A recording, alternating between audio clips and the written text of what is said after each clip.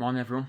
Just want to share a thought or two from Deuteronomy chapter 9, which, if you're on our Bible reading plan, you may have already read today, or you will be reading at some point today. It's our Old Testament reading. And in Deuteronomy chapter 9, we have an example from Moses. Like we have so many examples from the life of Moses throughout the Pentateuch. There's so many things to think about when you think of Moses.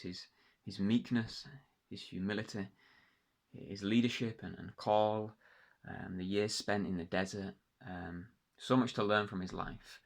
But I just want to, there's one thing that's really stuck out to me recently from Moses' life, and that's the way that he interceded for people, the way that he prayed for the people of Israel.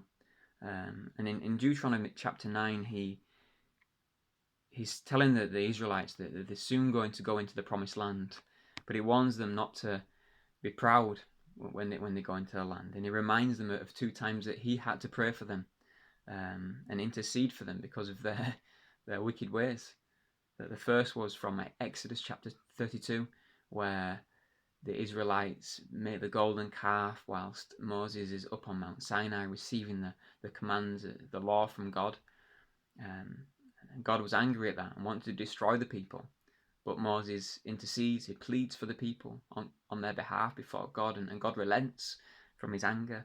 And then also when the 12 spies are sent into the promised land to spy it out, to check it out, and they come back, and 10 of them have pretty negative, pessimistic thoughts about the promised land, that it's a place that they'll never be able to kind of enter because of the inhabitants of the land. And again, God is angry at their unbelief, their lack of faith, and wants to wipe them out. But Moses intercedes once more and prays on their behalf toward God, and God relents.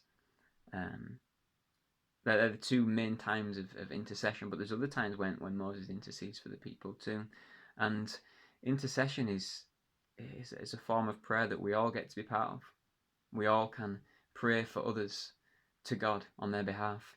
And it's something we see throughout the Bible, throughout the Old Testament and the New. You think of the letters of the Apostle Paul, how he often introduces himself to a church in the letter, saying that he's been praying for them. And you think of the life of Jesus. Jesus was an intercessor. He prayed for people. We have that great chapter in John chapter 17 where he prayed for the disciples. He prayed for us, those who would follow him later.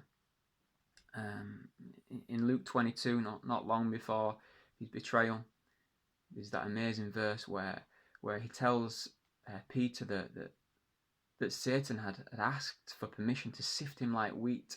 And then Jesus says, "But I have prayed for you, that your faith may not fail."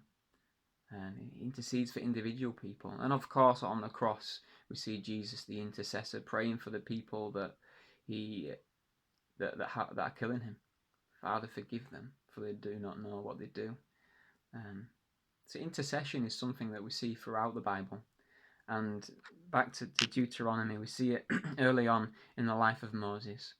And we too, my encouragement today is that we will be people who would pray on behalf of others. And God listens, and God hears our prayer. Just a little phrase in there in verse 19. It says, "For I was afraid of the anger and hot displeasure with which the Lord was angry with you to destroy you. But the Lord listened to me at that time also." The Lord listened to Moses. The Lord listens to his people when we pray for others. And kind of the overriding thought of this chapter, as you get to the end of it, you realise that when Moses prayed for people, he wasn't actually praying first and foremostly for the needs of the people. He was praying for God's glory. He was praying for God's honour. He says in verse 28, this is the reason he's been praying, "Lest the land from which you brought us should say, because the Lord was not able to bring them to the land which he promised them, because he hated them, and he has brought them out to kill them in this wilderness. Yet they are your people, your inheritance, whom you brought out by your mighty power and your outstretched arm." Moses didn't want the nations around to say, "Look at your God." He couldn't even save his people. He brought them out to kill them. He wanted God's name to be honoured and glorified. And that's why he prayed for people. And I just encourage us to be people who would pray, who would intercede for others. There's a lot going on in the world right now. There's a lot that needs prayer for. There's a lot within our own church community that needs prayer. But we send out a bulletin each week on our e-bulletin. Have a read through that today. Pray for those people on that list. Pray for family, for friends, for things you just know of, and bring them before the Lord. There's an amazing promise in Romans chapter 8 that Jesus, his life was a life of intercessory prayer, but he's praying now for us. He's sitting at the side of God, interceding for us. And we too can intercede for others on their behalf toward God. So I encourage you to intercede, to pray for others today. Thanks. Bye-bye.